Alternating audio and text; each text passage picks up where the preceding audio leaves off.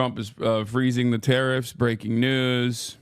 Let's get just into announced it. He will pause the 25% tariffs I'll be back in a on second. Mexican imports. We have reporters in Mexico City and in the North Lawn of the White House. I'm glad, I'm glad that he's at least putting a pause on it, and it was just him being. He was doing like what is it, the madman theory or whatever. He was behaving Nixonian like. So he's putting a pause on the tariffs. Oh, I'm pausing them. It didn't make any sense. Oh. Let's go straight to CNN's Valeria Leon in Mexico City for the latest.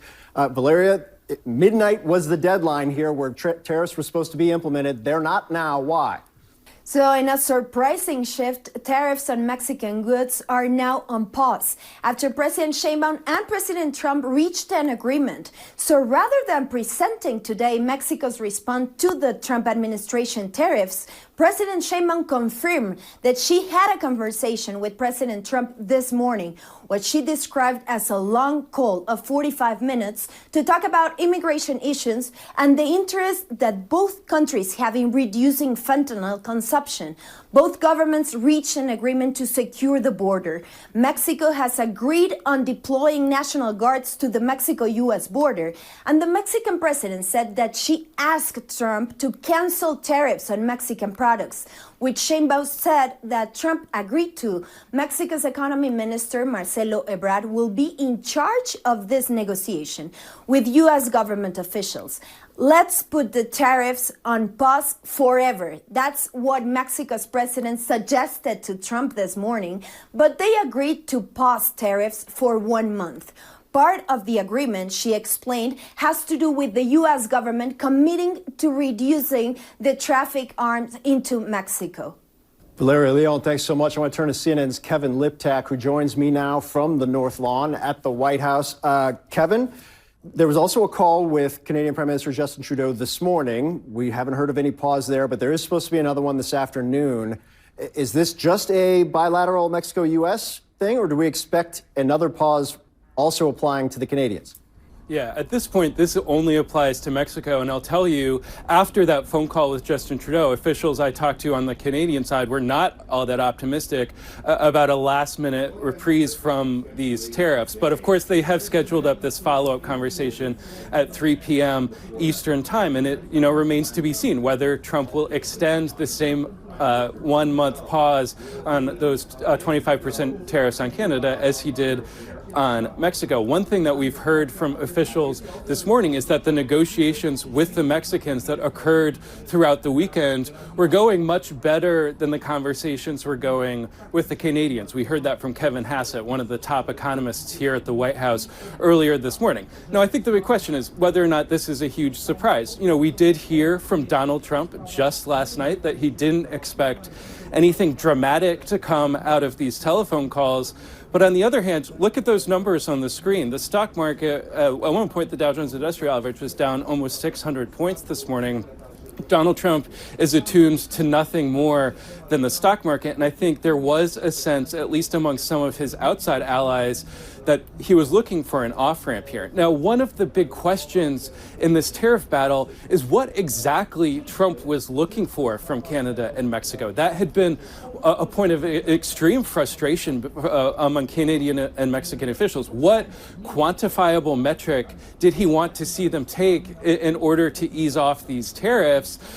Just on Friday, a delegation of Canadian officials was here at the White House meeting with Donald Trump's border czar. They were supposed to meet around 4 p.m. Donald Trump at 4 p.m. says he wasn't looking for any concessions. So there was an incredible amount of confusion. Today, this morning, I think we are getting a good idea of what he's looking for, which is troops on the border, 10,000 troops on the border that Mexico says it will send to try and cut down on those fentanyl flows. Phil. We'll see what Canada offers in their negotiations. Obviously, 10% tariffs also on China. No indication right now of any calls there. Kevin Liptak, Valeria Leon, thanks so much. It is important to note that tariffs, as I noted, on China and Canada have not been paused, at least at this moment. That might explain some of the market reaction. We've seen a pop, but not an entirety of a turnaround. CNN business correspondent Vanessa Yurkevich joins me now. Do we expect a complete rebound here? I think investors are being cautiously optimistic. This news, obviously, of this pause on tariffs with Mexico has encouraged investors, and you've seen markets recover just a little bit. They were down almost 2%, all of them, earlier this morning, but we've seen a pop. We've seen a recovery. But if you look at specific stocks, specific industries that were expected to be targeted with these tariffs, you see a mix. You see General Motors down over 2%. You see 3M, which is manufacturing, down about 1%, and Constellation Brands. This is a company, an alcohol company that imports and exports from around the world. You see them still down over 2%. So investors still feeling a little bit shaky about whether or not tariffs will also be paused with Canada and Mexico, two of our key trading partners. As it stands right now, tariffs are set to go into effect with Canada, 25%, and about 10% with China. And the goods that are going to be impacted for everyday Americans, you see it right there: grain, livestock, sugar, fertilizer, lumber, oil and gas, only going to be targeted at about a 10% tariff coming in from Canada. And then from China, electronics, home appliances, toys, and footwear. Americans, we buy about 50% of our footwear from China, so that's a significant amount. So we are waiting to see what happens. And of course, Phil, retaliatory tariffs happen. We've already heard from Canada that they're expecting to retaliate with 25% tariffs against. He was just memeing, dude. He was just memeing. Y'all don't understand. It was just meme style. He's just a little guy. He just wanted to look. Nazi Germany, post World War I, feeling slighted by the rest of the Western world, right? The economy's in the pooper. Very different set of circumstances where they can set up an agenda that they've been wronged by everyone else and that they're a powerful and mighty nation. The United States of America, albeit suffering a little bit due to its own selfish nature, is in a very different circumstance as the hegemonic superpower. So when you make the argument that like all of the other international countries are screwing us over, we are the ones that are constantly being screwed over by everybody else, and that's why we must take action against this sort of thing, you're in an entirely different predicament, because the entirety of the global trade is designed in a way that benefits you. Okay? The entirety of global trade benefits the United States of America. It's like complaining about NATO, which Donald Trump does all the time as well. It makes no sense. Why would you complain about NATO when NATO is there for you? It's stupid. That's my point. Here's the Canada call that just came in as well. Just had a good call with President Trump. Canada's implementing our $1.3 billion border plan, reinforcing the border with new choppers, technology, and personnel, enhanced coordination with our American partners, and increased resources to stop the flow of fentanyl. Nearly 10,000 frontline personnel are and will be working on protecting the border.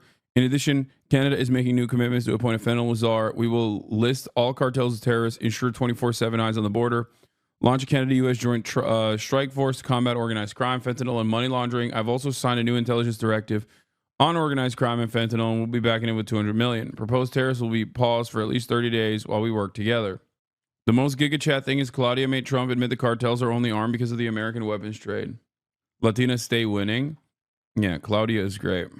Hasan, famously, when you import something, you're being ripped off. So when you import Indian-made iPhones, the U.S., is being ripped off. I think it's also very funny that they're forcing Canada's hand into like spending money on the most nonsensical. Like, what is it? It was like 43 kilograms of fentanyl total that was apprehended. And before people say, oh, dude, that's a lot of like lethal doses or whatever. No, it's not. Okay. It's nothing in comparison to the metric ton of drugs that are being trafficked over the border in general. Okay. Let alone border apprehensions are not, they're probably not a long-term solution. I just don't understand. Oh, it's 43 pounds, not even 43 kilograms. That's so crazy. That's crazy.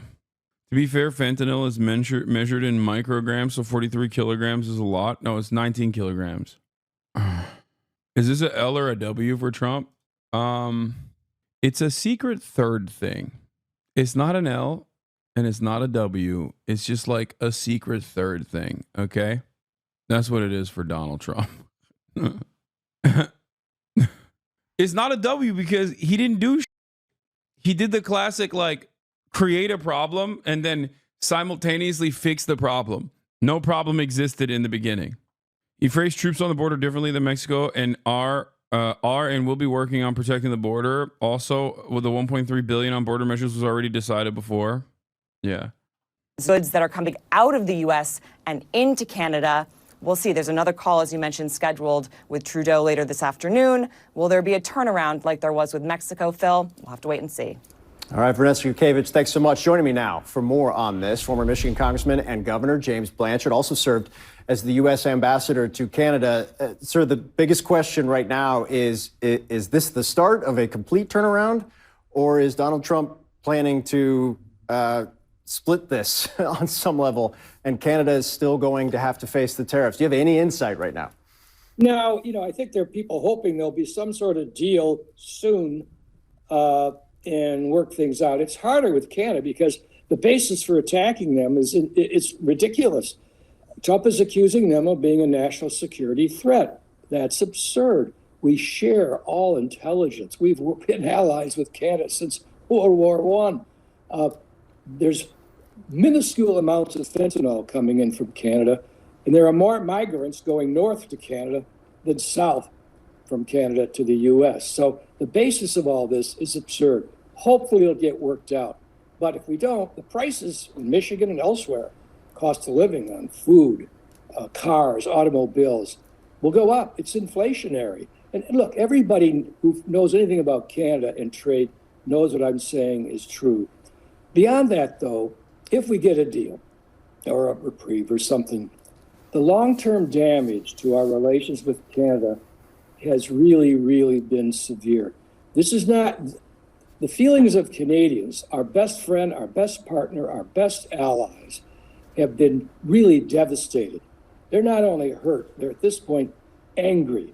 It's going to take a lot of time, many months, maybe years, to repair the damage. Stupid question from a German chatter, me. How serious is fentanyl in the U.S.? Is it actually a scourge on the people? And or is the means proposed to solve it inadequate? The answer to is both. Yes. The answer to both is yes. Yes. It is a massive, massive problem. Okay. Opioid overdoses are huge in our country. It is a genuinely devastating force upon the population. And maybe unsurprisingly, the second part of the question, the answer is still yes. Our solutions are inadequate. In the past couple of decades, since fentanyl became like an issue of ginormous importance, the only time fentanyl overdoses opiate overdoses have actually lowered year over year was under the Biden administration, which is ironic because they did it with harm reduction measures. The Republicans constantly complained about it. And also the Biden administration never actually hailed that as a heroic effort. You might have known about the Biden administration harm reduction efforts and their success because you watch me. I've talked about it. The media rarely covered it. The Biden administration did not even choose to do any sort of promotion of of these programs, or rather, they did do promotions of these programs, but they never really promoted how successful that was. And it is truly, truly shocking. The people that are most responsible for this, they have names, they have addresses. We know who they are. That's the other side of the story as well. It's the Sacklers, right? Purdue Pharmaceutical is owned by an incredibly wealthy family, and a family of incredibly wealthy people who personally were invested in the trafficking of opiates and the marketing of opiates. They set up think tanks, harm reduction facilities, pain management facilities, and greatly overprescribed OxyContin, told doctors to do so. This is the reason why Americans got addicted to heroin. Were they punished? No. Jewish family. I love this notion that it's like, it's the Sacklers Sacklers are a Jewish family. That's what's most important here. You know, their religious background. Yeah. When Christian billionaires f me over, that's fine because they're Christian. That's what I care about. Good stuff. Nan Golden got the Sackler name taken off of several museums through protests over their oxy dealings. Okay, but they should be in prison. All right, let's continue. Damage to our partnership with our trusted ally, Canada, and everyone in Canada watching this knows what I say is true. This is tragic for no reason, no excuse here for us to do this to Canada. And with Mexico, again, you don't want to treat your partners and your neighbors this way. And by the way, it's disgusting to watch Trump constantly threaten Canada and Mexico. Damn, this guy loves Canada, bro. Why don't you marry it? Okay, calm down. It's disgusting what we've done to our best friend Canada. I mean, it is a ridiculous thing that Donald Trump has done. Make no mistake. To put it in a way foreign chatters can understand, my brother used to go to the walk-in clinic and pretend that he had a sore throat, then walk out with a liquid codeine prescription. It was scary. It was scary, easy to get your hands on it. Yeah. I mean, he did it again, man. The mad lad did it. The more I think about it, the funnier it gets. But like, Donald Trump used to do this all the time. I guess we forgot, where he would just be like, I'm going to shake things up a little bit.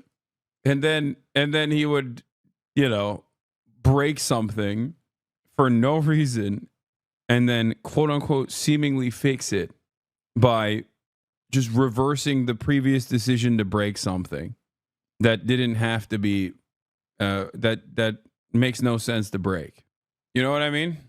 And the tariff thing just simply did not make sense. Like when I say no reason, seriously, yes, no reason. Like, dude, come on, dude. You think there was a logical reason? Oh God, it's so freaking annoying. The lighting changes are pissing me off. You think there was a valid reason to apply tariffs to 55% of our trade partners? Like our partners that comprise 55% of all trade? Like what's the severe problem? Tariffs have to be hyper specific. They have to be hyper targeted. They have to be done. They have to be applied in a way that benefits domestic manufacturing in a key sector. Okay? You can't just be like, "Oh, I'm doing complete trade tariffs, like all tariffs." It doesn't make sense. If you do that for anything but an economic reason, it has to be ginormous. You mean like Canada did? Yeah, no, that's a great example. Canada's counter tariffs are perfectly reasonable because it was a counter tariff.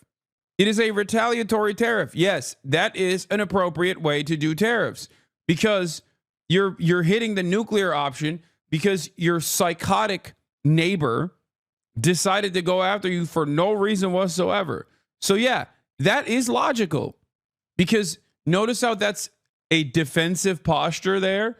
It's basically to say, hey, we'll make your economy scream as well. We'll make sure that your key businesses are undermined. We'll lower trade from you and we'll go trade with Canada instead. That's it. That makes a lot more sense than being the United States of America who kickstarts the tariffs to begin with.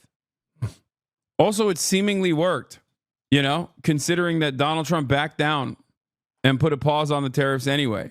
So what are you talking about? In Canada's case, constantly threaten Canada and belittle them as he's moving on. Like I love that the impact of the retaliatory tariffs was successful. So successful that it caused Trump to back down. And there are still chatters in here being like, you mean like what Canada did? Your Nixonian madman theory might be right. Yeah, that's what I'm saying. It doesn't make sense. It doesn't make sense. He's basically saying like, I'm insane. Okay, don't mess with me, I guess.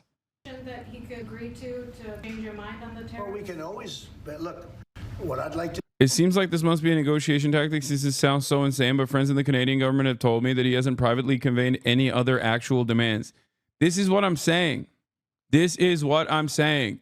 There's no real reason for it. Okay? Like, there's no real, it just doesn't make sense. It literally does not make sense. Is he absolutely lost his mind? I don't know. He's just trying some shit out, seeing what sticks, I guess. I don't know. Because this is the other side of the story, is that, like, when asked why he's doing this, because people kept saying, like, why are you doing this? And he just kept saying tariff is the best word in the English language. Like, what? Tariffs, my favorite word. Best word in the English language. No better word than tariffs. And then they'd be like, why are you doing this to Canada? And he'd be like, well, drugs. Canada's letting fentanyl come over the border. Snow Mexico. We have Mexico on the southern border, snow Mexicans on the north. We must stop them. Like, he just needed something to run on as an answer to his base they could easily implement and roll back with no one else's input. To see Canada become our 51st state. We give them protection, military protection. We don't need them to build our cars. I'd rather see Detroit or South Carolina. Another part of this story that I'm a little bit alarmed by is the Republican reaction to it. The Republicans have been just like begging to invade Canada, you know, in this process. Like we all went from like, haha, that's not going to happen, to like Republicans be like, no, we actually want to kill Canadians. Like, can we please annex Canada? And it happened relatively quickly. It happened overnight. And it is a bit alarming. Despite its proximity, Canada has still been able to maintain some semblance of social safety nets. They have a litany of their own personal issues, but I will admit that I think they're better off without us, and that they should not be destroyed by our sweet, sweet freedom of private enterprise. I really, really, really think that it would be devastating, and it would be cruel and unusual for Canada to become a part of America, no matter how much dumbass Albertans wish that upon their own people. Okay? Canada, get behind me. I'll protect you. Okay? Canadians, get behind me. Stand back, stand by. I will do everything in my power to ensure that you are not destroyed by the United States of America. Okay? Look at this. After we destroy the Canadian economy, their will to resist will erode. We will then march in unopposed and deliver Canada to its rightful place as a territory of the U.S. with no political representation. Honestly, you seem disinterested about annexing Canada? Yes. American Anschluss. That's funny. Yeah, popping off with U.S. aid. The best part of the concessions that both Mexico and Canada gave today are that both of them are pre-promised stuff they already talked about last year and sold them to Trump as a win for him. Lamau, they gave him basically nothing, and it's funny as shit. Yeah, but it also still doesn't make sense. It doesn't make sense as to why it happened to begin with. It did not need to happen. Also, Central Committee, thank you for the raid. Hope you had a good stream, brother. Thanks for defending us, but does that mean that you specifically will stop your cruel Canadian slander? No, I will never stop my cruel Canadian slander. This is like when I talk about every state and the people in it, and then when push comes to shove, and I obviously will always defend every single person in every single state, no matter what, you know? I'm not going to stop making fun of Canada. I don't know what's going on with the ending of U.S. aid. Like, I genuinely don't understand it. Is MAGA communism real? Is it actually J.D. Pondon? These are questions that I have in my mind, and I don't know. That is like one aspect of the story that is hard to also decipher. I guess most aspects of the story are hard to decipher, but this is yet another aspect of the story that's hard to decipher. Not dissimilar to the Luca trade. Okay? Or any one of our Tennessee, any one of our states build the cars. They could do it very easily. We don't need them for the cars. We don't need them for lumber. We don't need them for anything. We don't need them for energy. We have more energy than they do. We don't need them for energy. So I say, why are we doing this? Why are we willing to lose between $100 billion and $200 billion a year? We don't need them. As a state, it's different. As a state, it's much different. And there are no tariffs. So I'd love to see that, but some people say that would be a long shot. If people wanted to play the game right, it would be 100% certain that they'd become a state. but a lot of people don't like to play the game because they don't have a threshold of pain. And there would be some pain, but not a lot. The pain would be really there. So we're going to meet again. Don't jump. Some dudes are typing in own a pixel chat that you want to debate with him. Lamau, who's own a pixel? Trump announced he's cutting off aid to UNRWA. Least surprising turn of events. Also, the Biden admin, still following the Biden admin attitude here. What is this? When most people hear tariff, they think about how it sounds like sheriff and taffy combined. Delicious, yet deadly. You're right. That is an interesting take that I hadn't thought of. He's the best German of all time? Hell yeah. What are we going to debate on? CS Gamba addict? I think if America forcibly annexed Canada and tried to turn it into a state, you'd see some... the Quebecois would teach you the meaning of real terrorism. Okay? Like... the Quebecers already are angry at being a part of Canada in general. I can't think of anything worse. Like, dude, imagine you're a Quebecer and now you have to be a part of America. Oh my Lord. They would make the IRA look like a tickle party, I think. And of course, as is the case with most emancipatory movements, I probably would find myself aligning with them in spite of my disagreements on many of their internal affairs.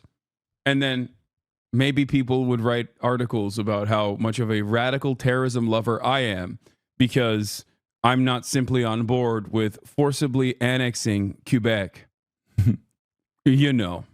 UK won't get tariffs as we don't produce. Most goated U.S. vassal state. Now what, Israel? Oh, Trump says ceasefire might not hold. Oh, man. Update on Trump's meeting with Netanyahu. I mean, what holds nowadays anyway? Jesus Christ. Netanyahu is visiting Washington to convince Trump to carve an exception for Israel out of his wider America First agenda. U.S. foreign aid will revolve around facilitating Israel's ethnic cleansing and regional domination goals and maintaining alliances that serve Israeli interests. Israeli outlet Ynet reports that during Netanyahu's visit this week, the Israelis plan to show Trump shortened version of the film they made of the October 7 attacks. Recall that Joe Biden repeatedly made false claims about seeing videos and images of beheadings of children and other specific atrocities that did not happen or being shown footage by Israel. Okay, interesting opportunity here. This backfires. Trump gets really mad that they showed him all of this gory footage. He doesn't care. You think he cares? He sat in front of the Israeli hostage families and described the gruesome ways in which some of their family members were murdered. Okay, this man does not care about anything.